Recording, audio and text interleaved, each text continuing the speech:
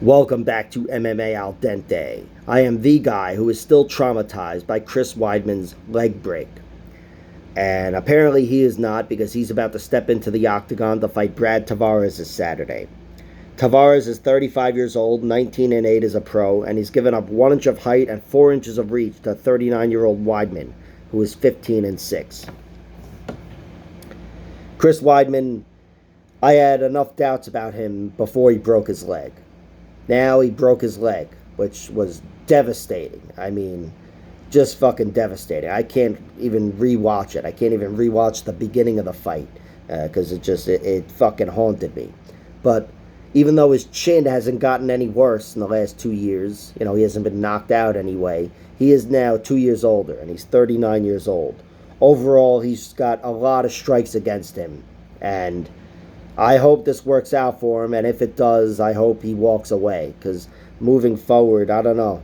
I don't see him gunning for any titles, Since he lost his title, he's only had 2 victories. Omari Akhmedov and Kelvin Gastelum, which I was actually at the Kelvin Gastelum fight, UFC Long Island.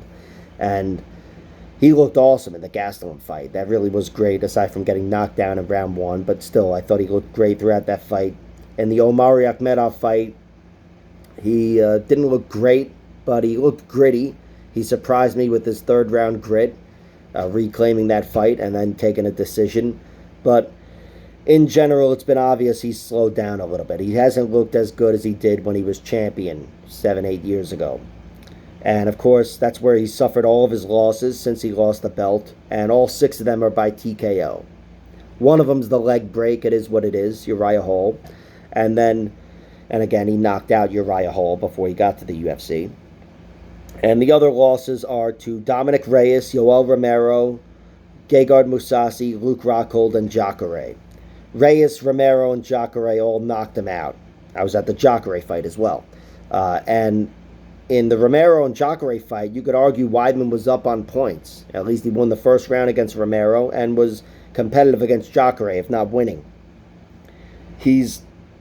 And he was up against Luke Rockhold as well, I believe, 2-1 before the finish. Although round 3 was probably a 10-6 by the time it was over. Luke Rockhold, Chris Weidman, he's technically a problem for anybody, technically. He's a wrestler first and foremost, but really, really, really good grappler, great jiu-jitsu, and his striking has never been bad at all. I mean, especially when he was in his athletic prime.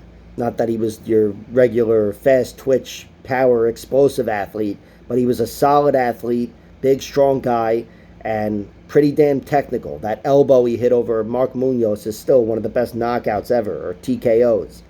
But now, even though those guys are all bigger, stronger guys than Brad Tavares, and certainly more dangerous, he's got that major strike against him with his chin. And again, despite him not getting knocked out in the last few years because he's been off, he's now 39 years old, and he previously had a weak chin. So it's just, there's too many strikes against him for me to embrace the upside with his technical prowess.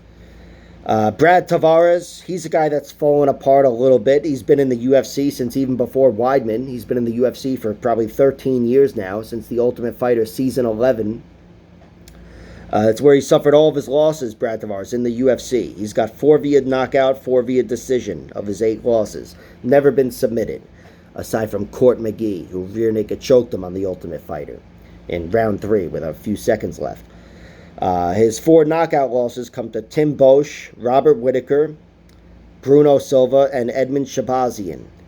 And, he was knocked out there. It's not like he's got the weakest chin, but it's a weakness moving forward. And, of course, Seth Baczynski knocked him out on The Ultimate Fighter as well with a soccer kick, but that was illegal. He really had a rough go on The Ultimate Fighter. His 4 decision losses are to even better fighters. He lost to Dricus du Plessis, Israel Adesanya, Yoel Romero, and a really good wrestler back in the day named Aaron Simpson. So Brad suffered all of his losses in the UFC. He's been throwing down at a high level for a long time. Most of his wins in the UFC are via decision. He's just got 1 finish, and it's that 3rd round TKO over Krzysztof Jotko. And before that, his last finish was one of his first few UFC fights against Phil Baroni. And that was pretty much the ghost of Phil Baroni at that point. Although I'd hate to see what he looks like now, to be honest. But Brad Tavares, most of his wins are by tight decision. We've seen him scratch and claw for wins over Omari Akhmedov, Antonio Carlos Jr., Talis Leites, Elias Teodoro. Tavares, he's a guy that I'd say is certainly healthier than Chris Weidman. Even without the leg break, I'd consider him the much healthier fighter at this point.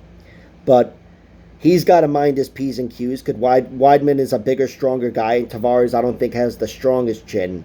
But he's still my pick to win this fight, just because I have so many doubts about Chris Weidman. And if this one does go to a decision, I think Brad Tavares is able to out-hustle Chris Weidman, certainly on the feet. And again, I really have no idea what Weidman's going to look like. But in their primes, I would have taken Weidman to win. And especially in a 3-round fight, I think a decision would have been most likely, because just Tavares and how he is defensively. But still, this is modern day fight. Brad Tavares, despite being 35 years old and being knocked out recently, he's the healthier fighter.